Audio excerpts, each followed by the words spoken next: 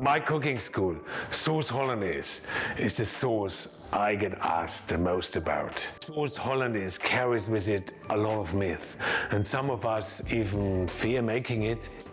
Now, if that's the case, relax, because by the end of this video, you will have no more question about Sauce Hollandaise, because we discuss the most common Sauce Hollandaise questions, as well as its chemical reactions, its history, its origins, all the hows and the whys, and I will also show you how to fix it in case your Hollandaise has broken or split. Now, my name is Walter Trapp. I used to manage and run some of Europe's best restaurants, and today I run my own cooking school.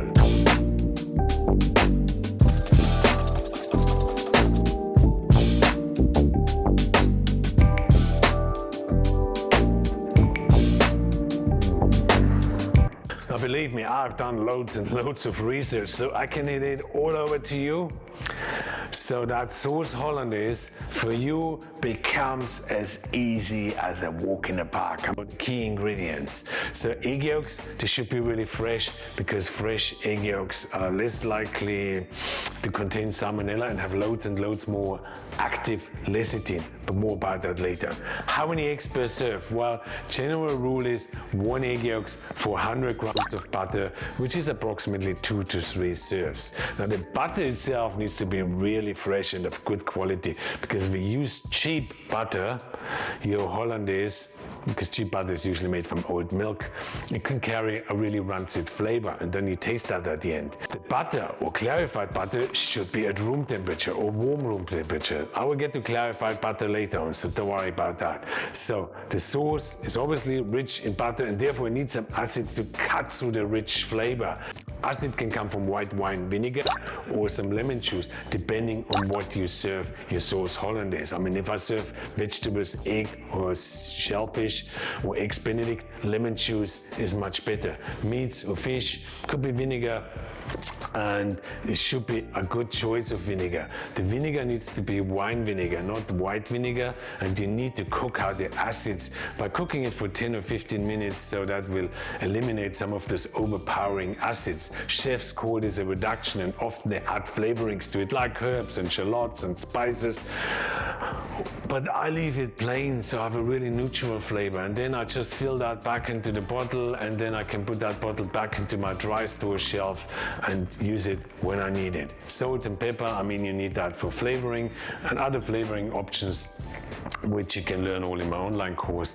Now, in terms of chemistry, you need to know this. If you understand the chemistry of an egg yolk emulsion, you are on the road to success when you make a Hollandaise and a mayonnaise, and even a beurre blanc.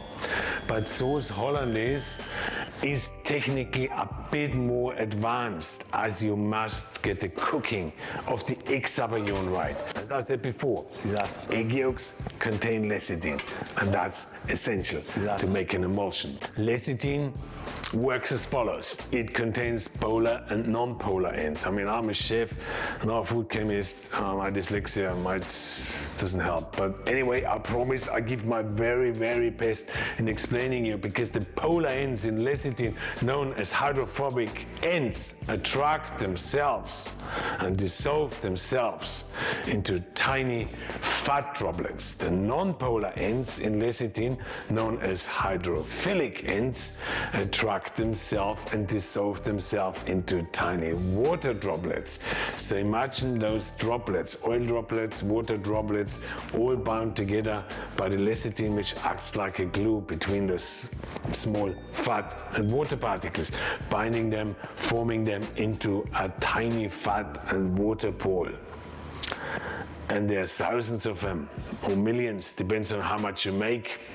And those tiny fat and water balls, they are all again attached to each other, while at the same time the water particles separate themselves from the fat particles and stop them from rejoining with other fat particles, keeping them all separate and individual.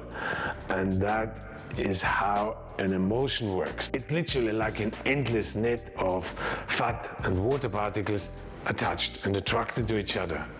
And if for whatever reason the fat particles break through the water and are able to rejoin, guess what? The sauce is broken. But don't stress if that happens, as I will show you how to fix it at the end of this video. Yeah. Okay, I'm ready to do the cooking. So, egg yolks in a bowl, and then a bit of a reduction. The amount of reduction depends on how much Hollandaise or Bernaise or whatever it is that it is you want to make, but usually it's approximately 1 teaspoon per 2 serves.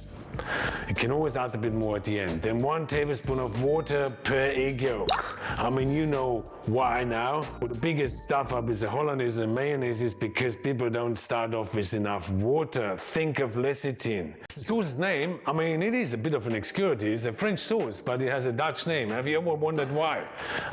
Hang in there, I'll tell you in a second. Now next, you need the water bars, and make sure you have a smaller water bars and a larger bowl. You don't want the heat to be too aggressive. Why? Well, you're working with eggs and heat. The heat needs to be gentle, but at the same time the water needs to be boiling hot. Start whisking the egg yolk mixture off the heat so you disperse the lecithin really, really well. So back to the sauce's name. Well, the story goes that in the 17th century, the famous chef Francois Pierre de la Varenne, wow, what a name, isn't it? Mentioned the sauce first, and it was called Sauce Isigny after the famous town Isigny-sur-Mer in Normandy, which to this day is famous for making the best French butter in the world.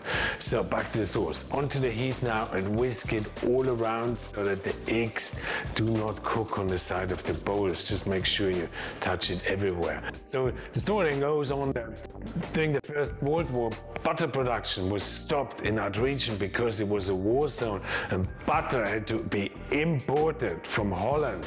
And the French, being always so correct, I mean when it comes to food at least, changed the name from Sauce Isigny to Sauce Hollandaise, and it kept its name to this day. Okay, let's now focus back on the Sauvignon. So this is the most important part when you heat the Sauvignon, because the proteins in the egg yolk begin to denature.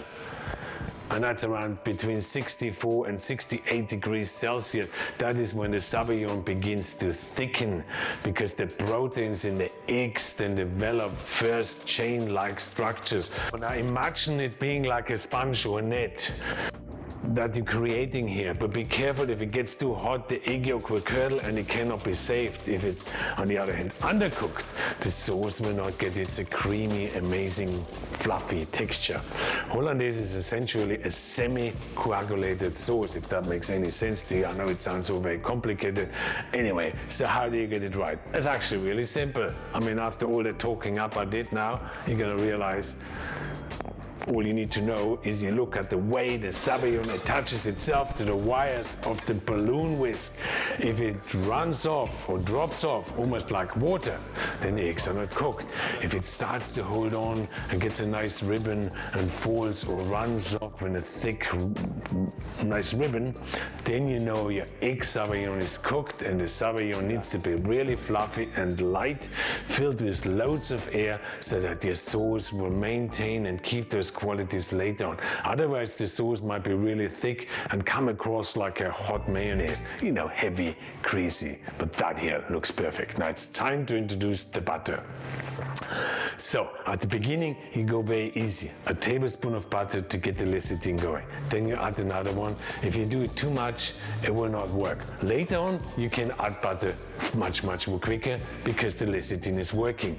Then a little more, you see, and then you whisk it until the butter dissolves, and then you add more, till by the end all the butter is incorporated.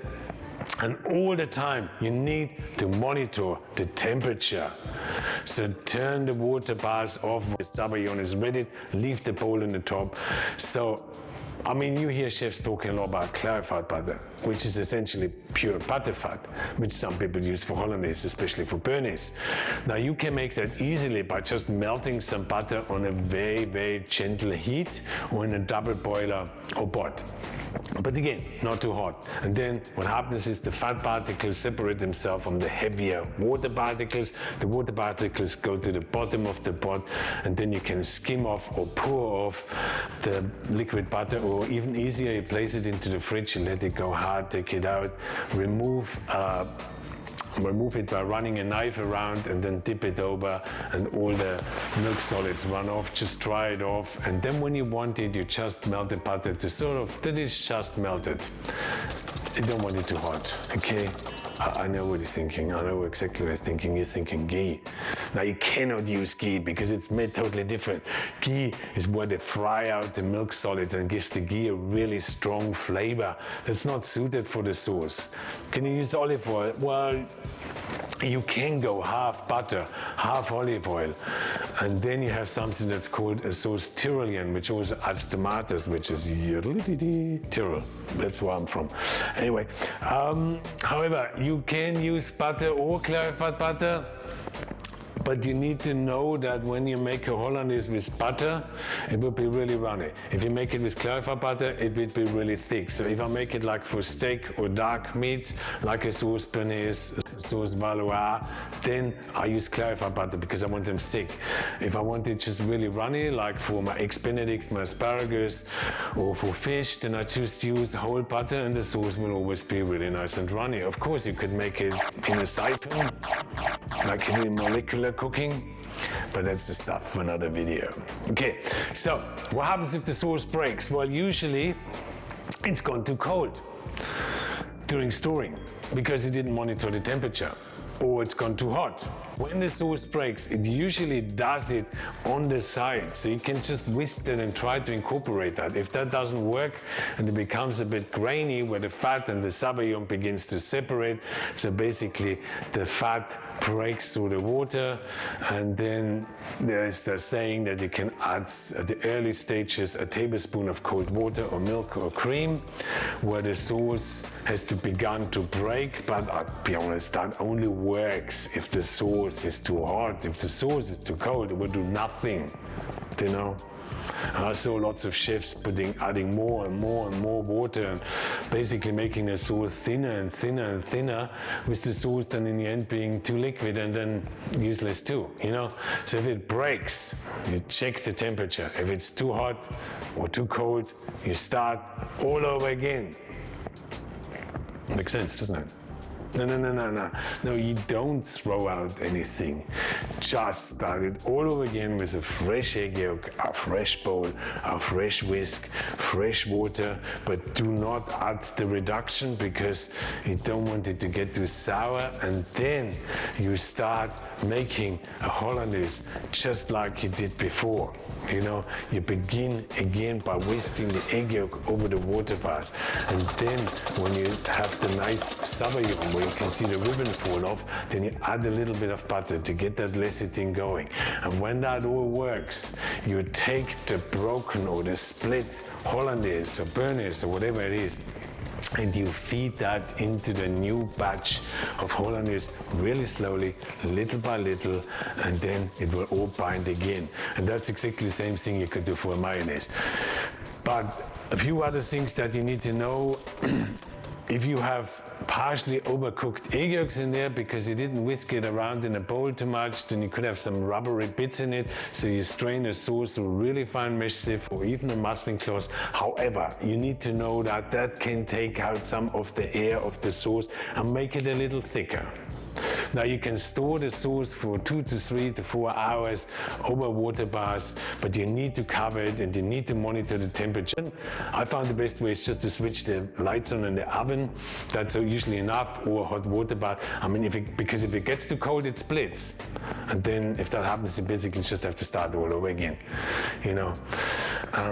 If you have leftovers, you don't have to throw them out, you just put them in the fridge, and when you want them, or freeze them down, and when you want them to melt it to warm temperature, and then you start a fresh batch of Hollandaise, and then, like before, you feed the old sauce back in. Bingo, it's easy. I hope you liked my video. That is unbelievable good. Please check out my video on how to make chips, because Hollandaise chips, I mean, what else do you need? Isn't it? Here.